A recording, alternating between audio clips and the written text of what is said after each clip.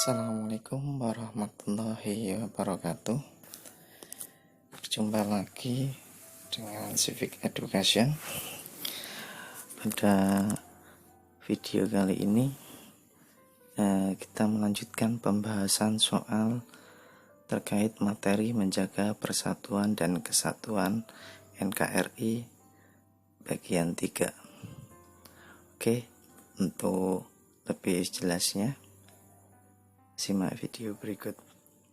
Soal nomor 1. Indonesia memiliki keragaman suku, agama, ras, dan adat istiadat. Untuk menumbuhkan semangat persatuan dan kesatuan dalam menghadapi keragaman tersebut, diperlukan tindakan yaitu selalu titik-titik. Oke, kita analisis ya. Option jawabannya: membanggakan dan menonjolkan budaya daerah sendiri. Ini etnosentrisme. Ini jelas bukan ya. Ini faktor penghambat persatuan. Bergaul dengan seluruh penduduk dari daerah yang sama. Nah, ini daerah yang sama ini juga tidak bisa. Menghargai dan menghormati setiap budaya di Indonesia. Nah, ini ya, kita udah ketemu jawabannya. Kalau yang D, menghindari orang lain, ini juga tidak pula yang menutup diri. Menonjolkan budaya sendiri, ini juga tidak. Soal nomor 2. Salah satu upaya yang dapat dilakukan guna menumbuhkan rasa cinta pada tanah air pada era global adalah kita lihat ini ya, opsi jawabannya: menjadi mata-mata di negara asing. Ini jelas tidak. Menghadiri upacara kemerdekaan negara asing, ini dilarang ya. Berjuang melawan negara lain menggunakan senjata, ini juga tidak, kurang pas. Menonton film tentang perjuangan bangsa Indonesia, ini bisa jadi ya. Terus menerima semua pengaruh asing bagian dari globalisasi, ini tidak bisa karena pengaruh dari budaya luar harus disaring terlebih dahulu, mana yang sesuai dengan budaya kita dan mana yang tidak. Jadi jawabannya yang tepat adalah yang D. Soal nomor 3. Upaya peserta didik dalam menjaga persatuan dan kesatuan dapat dilakukan dengan cara titik-titik. Oke, kita analisis per opsi jawabannya. Yang A adalah membuat peraturan perundang-undangan sesuai Pancasila.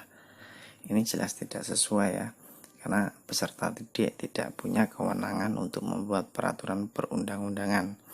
Yang berhak untuk membuat peraturan perundang-undangan mereka lembaga negara yang mempunyai kewenangan tersebut. Yang B, menyalurkan hak suara melalui pemilihan umum.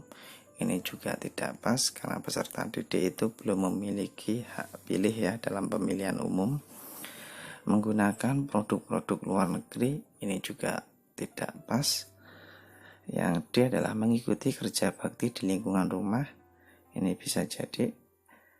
Dan yang E adalah bekerja sama dalam diskusi kelompok. Oke, opsi jawaban tinggal D dan E. Nah, jika kita lihat bahwa yang opsi D, mengikuti kerja bakti di lingkungan rumah, itu adalah contoh penerapan dalam lingkungan masyarakat. Nah, di sini upaya peserta didik yang ditanyakan adalah peserta didik. Jadi jawaban yang paling tepat adalah yang E, yaitu bekerja sama dalam diskusi kelompok. Soal nomor 4. Persatuan dan kesatuan senantiasa terwujud dalam kehidupan bangsa Indonesia, seperti di lingkungan masyarakat. Upaya tersebut dapat ditunjukkan dengan cara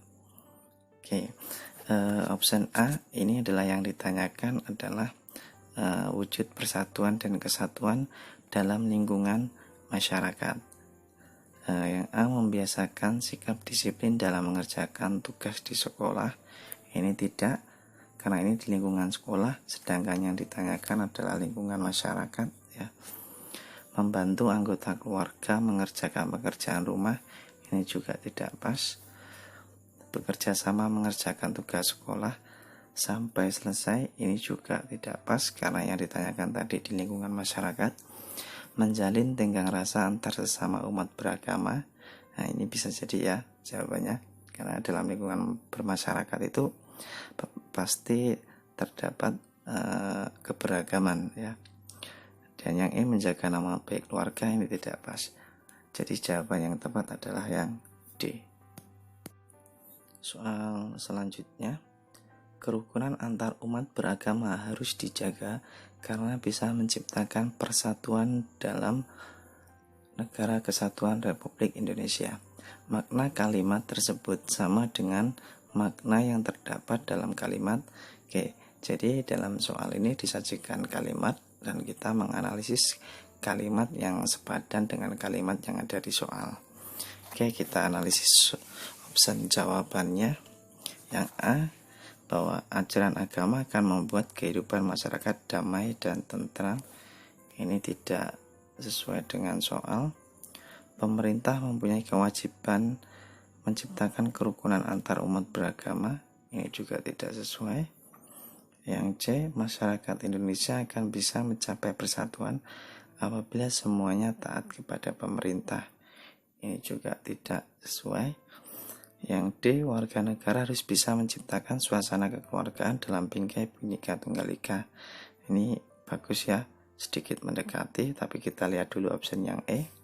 Semua warga negara harus saling menghormati tanpa mempermasalahkan perbedaan demi terciptanya persatuan dan kesatuan. Nah, kalimat dari opsi jawaban ini, 5 opsi jawaban ini yang sepadan dengan kalimat dalam soal itu adalah yang E ya.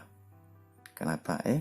Karena di sini adalah kerukunan antar umat beragama, itu jelas ada perbedaan ya di dalam masyarakat.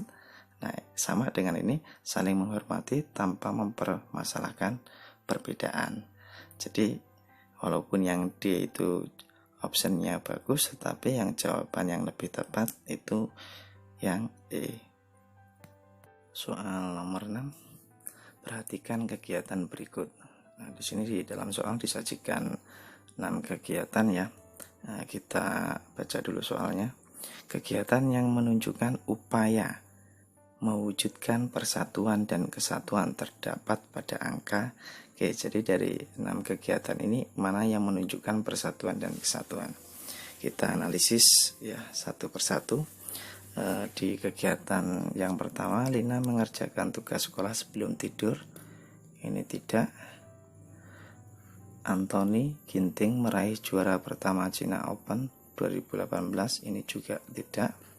Setiap anggota kelompok bekerja sama mengerjakan tugas. Ya, ini ya, karena dengan gotong royong itu akan memupuk rasa persatuan dan kesatuan. Petugas PH bahu-membahu membersihkan kelas, ini sama juga ya, masih gotong royong, jadi termasuk wujud dari persatuan dan kesatuan. Pak Gunawan sedang mendamaikan Robi dan Ali supaya tidak bertengkar. Ini juga upaya mewujudkan persatuan dan kesatuan, karena dengan mendamaikan orang yang berselisih itu supaya mereka tidak bertengkar kembali ya. Bayu membereskan tempat tidur sebelum berangkat sekolah, ini tidak. Jadi jawabannya adalah 3, 4, dan 5. Oke, ada di opsi D. Soal nomor 7, bacalah wacana berikut. Indonesia memiliki beragam suku bangsa seperti suku Jawa, Sunda, dan Asmat. Meskipun demikian, kondisi negara Indonesia aman dan damai. Hal itu karena adanya jiwa nasionalis yang tinggi untuk menjaga persatuan dan kesatuan bangsa. Oleh karena itu, Indonesia menjadi percontohan negara-negara di dunia yang memiliki penduduk beragam. Hubungan sebab akibat yang terjadi berdasarkan wacana di atas adalah jadi yang ditanyakan adalah hubungan sebab akibatnya. Kita analisis opsinya. Yang A, keseriusan negara untuk menghapuskan suku-suku. Ini jelas tidak sesuai ya, menghapuskan suku-suku yang ada di Indonesia. Terjadinya persatuan dan kesatuan karena hasil kerja keras aku, Jawa, Sunda, dan Asmat ya. ini tentunya tidak sesuai ya. Karena apa? Persatuan dan kesatuan yang ada di Indonesia itu terdiri dari beberapa suku ya, banyak suku ya, bukan hanya suku ini saja. Jadi tidak pas. Yang ketiga adalah kondisi negara yang aman dan damai disebabkan penduduk memiliki jiwa nasionalis yang tinggi. Oke, ini bisa jadi ya. Yang D coba kita lihat dulu. Indonesia sebagai negara majemuk dijadikan sebagai negara percontohan bagi negara. Ini tidak pas juga ya, karena yang ditanyakan adalah majemuknya. Yang E, kondisi negara yang aman dan damai tercipta karena kemajemukan masyarakat Indonesia. Ini juga tidak juga, karena majemuk itu belum tentu menimbulkan kondisi negara yang aman dan damai. Tetapi ini hubungan sebab akibatnya adalah jika warga negara mempunyai jiwa nasionalisme yang tinggi, maka negara akan aman dan damai. Jadi jawabannya yang C. Soal nomor 8. Pemerintah melakukan berbagai upaya dalam menjaga persatuan dan kesatuan. Seperti ini tindakan pemerintah yang dilakukan untuk menjaga persatuan dan kesatuan. Kita analisis soalnya ya. Yang A, menurunkan tarif pajak daerah. Ini juga bagus. Yang B, meningkatkan pendapatan asli daerah. Yang C, memprioritaskan daerah-daerah tertinggal. Yang D, meningkatkan subsidi bagi masyarakat miskin. Dan yang E adalah memberikan kesejahteraan kepada seluruh warga negara. Oke, kalau kita lihat dari opsi jawaban ini, sebenarnya semuanya bisa ya, tetapi ada yang lebih tepat lagi, yaitu terdapat pada opsi E ya. Artinya bahwa memberikan kesejahteraan kepada seluruh warga negara tanpa terkecuali ya. Jadi yang tepat yang E. Soal nomor 9, dampak terwujudnya persatuan dan kesatuan bangsa, yaitu ini adalah berarti suatu keadaan yang terwujud apabila persatuan dan kesatuan ini terbentuk ya. Kita analisis jawaban, opsi jawaban ya. Yang A yaitu tercipta kehidupan masyarakat yang serasi, selaras, dan seimbang. Ini bisa. Yang kedua, meningkatnya semangat memperkuat solidaritas dan gotong royong. Ini juga bisa ya. Terwujudnya tata sosial masyarakat yang modern. Ini tidak ya, jelas. Yang D, meningkatkan sikap etnosentrisme. Ini juga tidak. Yang E adalah hilangnya keberagaman. Ini tidak juga ya. Artinya tetap beragaman itu tetap ada, tetapi saling hidup berdampingan. Yang paling pas adalah dampak terwujudnya persatuan dan kesatuan bangsa, yaitu terciptanya kehidupan masyarakat yang selaras, serasi, dan seimbang. Soal nomor 10, setiap warga negara berkewajiban mendukung terwujudnya persatuan dan kesatuan. Contoh kewajiban warga negara dalam mewujudkan persatuan dan kesatuan dalam lingkungan sekolah adalah ya, jadi kalau kita analisis soalnya adalah memberikan contoh wujud persatuan dan kesatuan dalam lingkungan sekolah ya, dalam lingkungan sekolah. Yang A, menjaga fasilitas umum. Ini bukan ya, karena yang ditanyakan tadi lingkungan sekolah. Berbakti pada orang tua, ini lingkungan keluarga, bukan. Membereskan tempat tidur, keluarga juga bukan.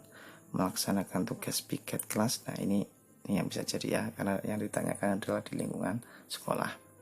Mengikuti kegiatan gotong royong, ini juga bukan, karena ini beradanya di lingkungan masyarakat. Oke, demikian video pembahasan soal terkait materi persatuan dan kesatuan dalam NKRI. Semoga video ini dapat dipahami dan bermanfaat. Saya akhiri. Wassalamualaikum warahmatullahi wabarakatuh.